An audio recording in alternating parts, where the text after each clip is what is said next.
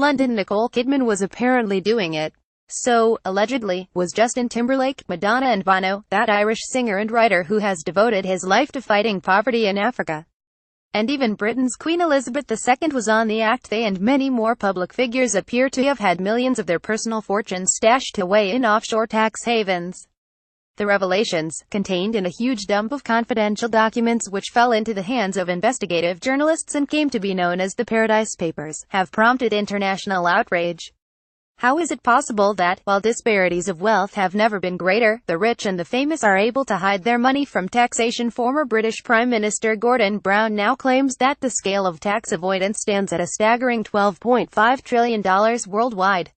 He has issued a public appeal to world leaders to tackle the scourge within days. 700,000 people signified their support for his initiative. The Paradise Papers must act as a wake-up call to deal with industrial-scale tax dodging, once and for all. Read another appeal issued by parliamentarians from 16 Western nations.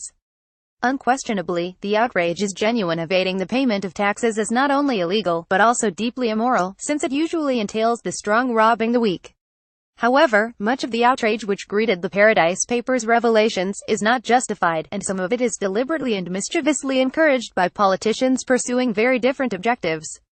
The risk is that the scandal could lead to the adoption of the wrong policies, which will hurt precisely those poor members of societies who are supposed to benefit from a fairer and more transparent taxation system.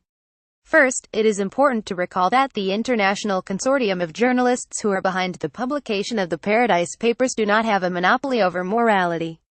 These journalists invariably refer to their revelations as a leak, a morally convenient term which suggests something which just happened involuntarily, just as water leaks from some faulty pipe.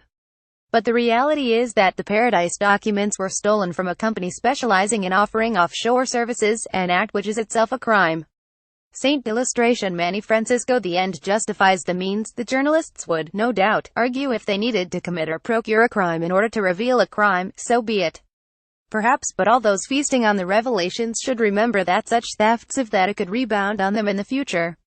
For, if the argument that the end justifies theft of information is accepted, where does one stop? Would it not be in the public interest to steal all the personal banking details of celebrities, so that we can discover, perhaps, that the same pop star who offered a free concert for charity also insisted on flying in a private jet and consumed a crate of champagne in her six-star hotel suite? And would it not be nice to steal all the medical records in your country in order to work out which hospitals perform better, or which medicines are not distributed by your government because they cost too much? We should be careful about encouraging the actions of self-appointed guardians of necessity, who take it upon themselves to decide when laws should be circumvented. The Paradise Papers amount to 13.4 million documents, and they are being analyzed by 380 journalists, in 67 different countries. We do not, therefore, know what may come to light in the future. But we do know that almost everything revealed to date shows no illegality. For the money which celebrities are alleged to have deposited in tax havens is money on which tax has already been paid. It was parked in tax havens in order to reduce further tax liabilities, a procedure which is called tax avoidance rather than evasion and which is perfectly legal. In effect, people are initially outraged because some celebrities were trying to minimize the payment of tax on their revenues on which the initial tax was already paid. A good argument can be made that although these activities are legal, they are not moral, that people who have a great deal of wealth should give a great deal back to society, and not use clever and expensive lawyers to reduce their tax liability. But this argument does not stand scrutiny. First, it is nonsense to suggest that rich people do not pay their fair share of taxes. Fairness is admittedly a flexible concept, but in Britain, to use but one example of a country with large disparities of wealth, almost half of the population pays no taxes, and the richest 1%, around 300,000 people out of a nation of 65 million, account for almost a third of all tax receipts. And far from trying to avoid taxes, Queen Elizabeth pays taxes voluntarily on her property, which by law is actually tax-exempt. She therefore doesn't need to hide money in complicated tax havens, and was only indirectly mentioned in the Paradise Papers because of an investment fund of which she could not have known.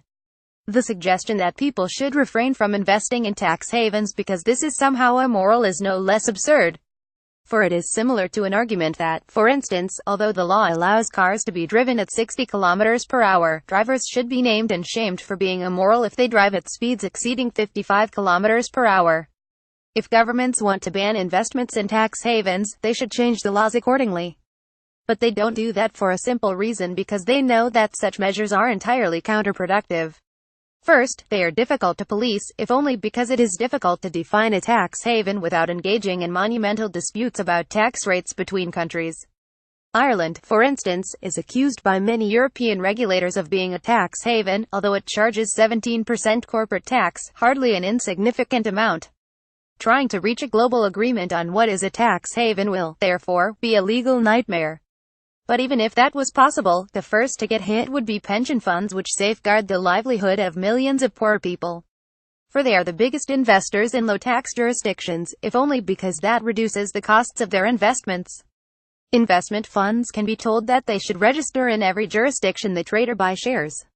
But that will hugely increase their administration costs, and these will be passed on to the consumer. So, the same people who are now outraged by the discovery that celebrities were supposedly shielding their cash will pay the price for eliminating this option. And what will happen to the typically small islands which are now the world's low tax havens? What are they going to do when they are deprived of their status? There is a reason many of these tax havens are in the Caribbean. These islands have precious little other economic options, such that if they cannot sell financial services, do not be surprised if they end up selling drugs, or engaging in other contraband activities. And then, Western governments will end up having to use all the extra cash they get in taxes to subsidize these islands, which would become failed states. Decision-makers in most Western capitals know this very well.